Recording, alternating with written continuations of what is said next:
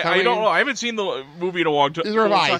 But I think this is the way they try to control. I think even while not in Outbreak, this is how they try and control the spread of disease. Okay, I just didn't get the reference. Okay, cool. Yeah. So then, Leonardo's back and he's sick of the dog. Oh, what makes this even better? I'm sorry, is Randal going on. I'm gonna move on. I'm gonna get through the episode. I'm sorry, Randal saying, "Oh, please tell me you didn't bird Dante already." Oh, Dante, you're alive. Thank God. So Leonardo shows back up with I forgot his name already. Mr. Plug. Mr. Plug, and he pulls in and he references Star Wars. Yeah. Fantastic line from C-3PO. Yeah. What can we do? I'm willing to donate any of my parts and services to help. What are you, some kind of robot? No, that's just an expression. And you see him open up his chest and hit a button there. New program. Kill the human Randal. Hey, that's just an expression too. A robot expression. I really just wanted the C-3PO quote. Yeah. So that's all I wanted. Yeah. Okay, whatever. Let's move on. So outside, we cut to the news with Tova Hernandez Carlson. Again. From Leonardo, New Jersey. Outside doing the news. And this is where we see the outside of the tent.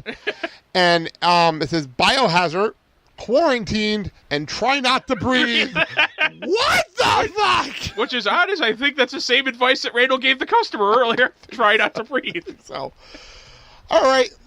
So we cut to the mayor at his press conference. Voiced by none other than Al Franken.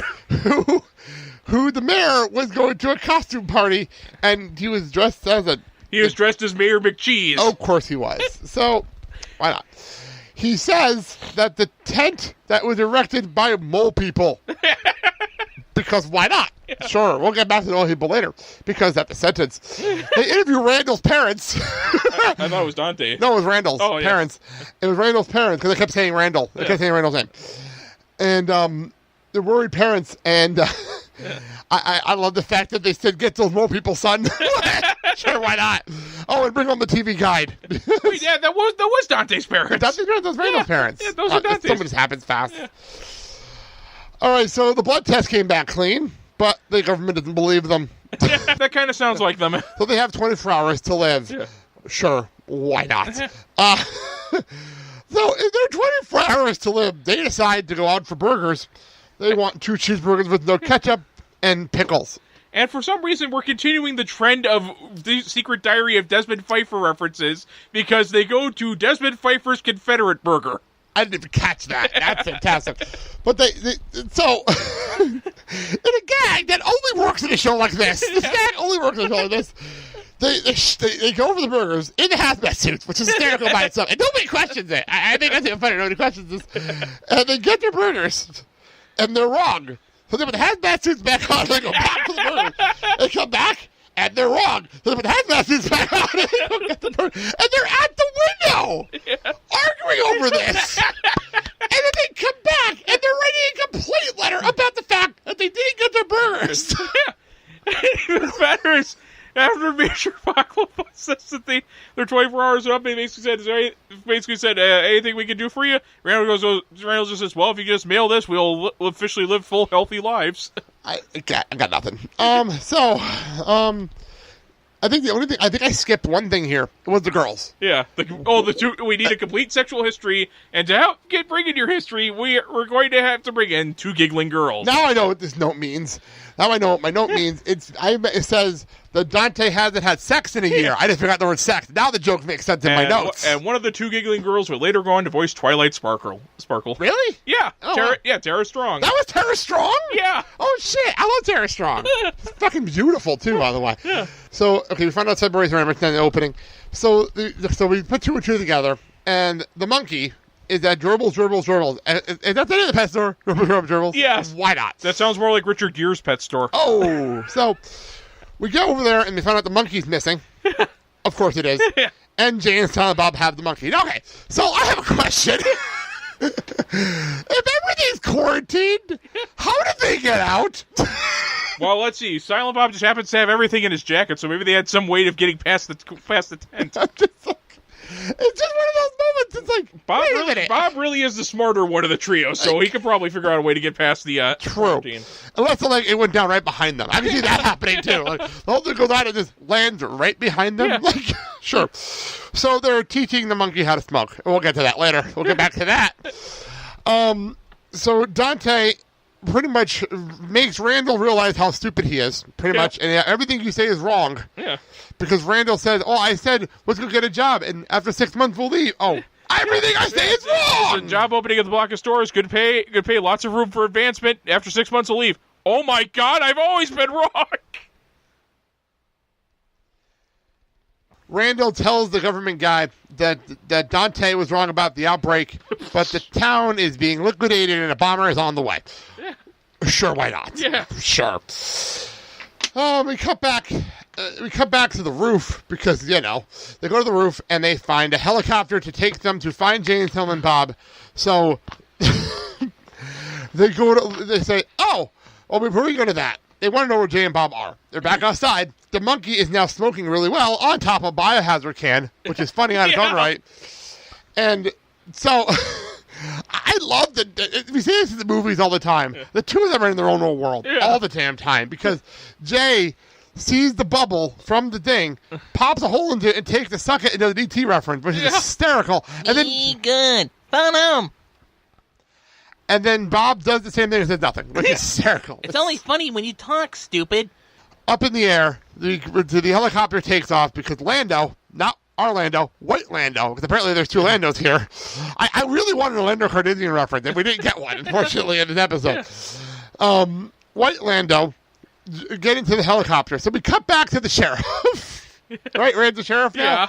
And the sheriff is dressed as Constable Big Mac. Well, but he was not going to the same costume party as the mayor, which I thought was hysterical. And they start talking about McDonald's stuff. But he says, as long as the bubble stays up, the city will be safe from the outbreak. The minute he says that, and you know the minute he says that, something's going to happen. The helicopter takes off and breaks through.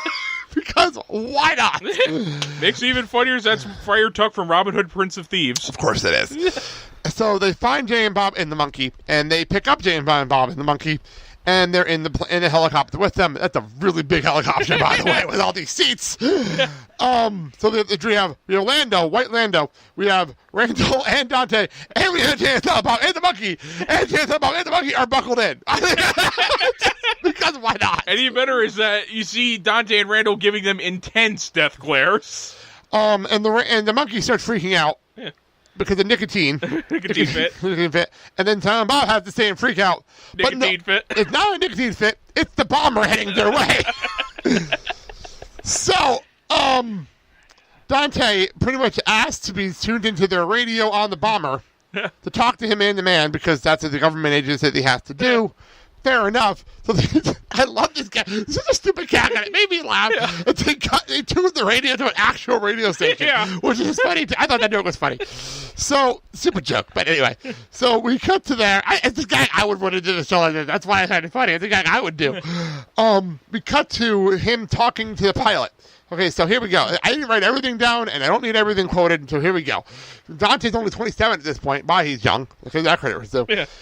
While he's doing his whole speech on how he wants to live, everyone's looting. Everyone's looting the stores below. Dante apparently has an ex-girlfriend reunion party going on. I thought that was pretty funny. So pretty much it comes down to Randal yelling into the thing that Dante is gay. Yeah. The pilot hears that. And the pilot wants Dante to come out. Let's just get to the chase here. He wants Dante to come out as gay, openly gay. And he'll actually disobey a direct order and not bomb the city. Yeah. Because, that makes perfect sense. In this world, everything makes sense, I think. So, you made a point here. You made a valid point when we were watching. It's really, really creepy that this pilot of a bomber knows every little thing about Dante, including the entire full address. Still water's running deep there, little man. I know it's a joke in a TV show, but it's still really creepy. I just realized that is Bryan Cranston as the bomber pilot. Oh, very nice. Yeah, very nice. So he finally, Dante, realizing what he has to do, said that he's gay, and everybody celebrates. And it was Dante's parents because they start crying. And his father goes, "I knew it." So they start crying. Everyone starts celebrating. Everyone's happy. Even Patrick Swayze's happy. And we get probably the best line of the episode from Major Baklava as he's looking at the report going, Yes, you beautiful gay bastard! So that happens. And then we cut to the mole people celebrating as well, which is so random. What did a mole person eat somebody, move on with their lives? To move on with their lives. So then the newspaper comes up, which is going to be our... If you're wondering, if you see the newspaper on our episode title, that's what this is. Yeah. Local gay man saves town. And then in the right corner, way hetero friends. It's Randal in the corner. So fucking funny. So random as hell, but it's funny as hell. So Patrick Swayze shows back up because, well, why not? He's going to go film something with Adam Sandler. Yeah. And they ask for his autograph. No. And he jumps on his horse. His horse is now named... Hi-yo, Roadhouse, away! Yes, his horse is now named Roadhouse. And then music starts playing, and Jay's dancing with the monkey because, why not? Hey, when you got a monkey, you just gotta dance with it. Whatever, it's a monkey. So Jay starts dancing with the monkey. Oh, I forgot the note where the sergeant actually comes up to Dante and slaps on the ass. Yeah. I think it's funny. Well, this was made during the era of Don't Ask, Don't Tell. That's a pretty good point. So then Lando comes in to start talking and be inspirational, and then gets cut off by Science Says with Jay and Silent Bob. So this is the part where I had to rewind again because I did not know what the girl said here, and I had to write it down. So I told him, no way, that will cost you $20. And she's how old? I don't know, but wow. I'm staying far the hell away from that part of town. What the fuck goes on in Leonardo? Anyway, the boy hates science. Fair enough. Yeah. That's the whole. Science Says with Jay and Silent Bob. By the way, the image of Jay and Silent Bob is freaking Bob is in the freaking beaker. But the Bacta tank. Oh my god, so bad. But anyway. So the boy hates science, and Charles Barkley shows up to start talking about inspiring this boy about science, and then a car shows up. License plate said Clerks on the license plate. That was hysterical. And Jay and Silent Bob came out, and Jay beats the living shit out of Charles Barkley, like living shit out of him. And You're turning him from bleeding. A better frame by frame recreation of the brawl from The Godfather. That was that. I couldn't figure out why. Beats the living shit out of him. Bob says that Miho Science says, and then they jump in the car and drive away. And End of episode. And the kids just look at the camera like, cool, we just saw someone kill a guy. End of episode. That's it. We're done. There you go. Oh, my God. Okay, well, that's that. We're trying to figure out the August schedule because I'm going out of town. Yeah. But our next episode is not going to be an animated show. We're going to go with, I'm going to put up an interview because it's the day before I go on vacations. Right? I just don't want to film that, record that week. So we're going to put up an episode, and it's going to be an interview that's one of those by proxy of the Clerks world. Yeah. Because Clerks leads to Kevin Smith, which leads to Brian Johnson, who inspired Randal.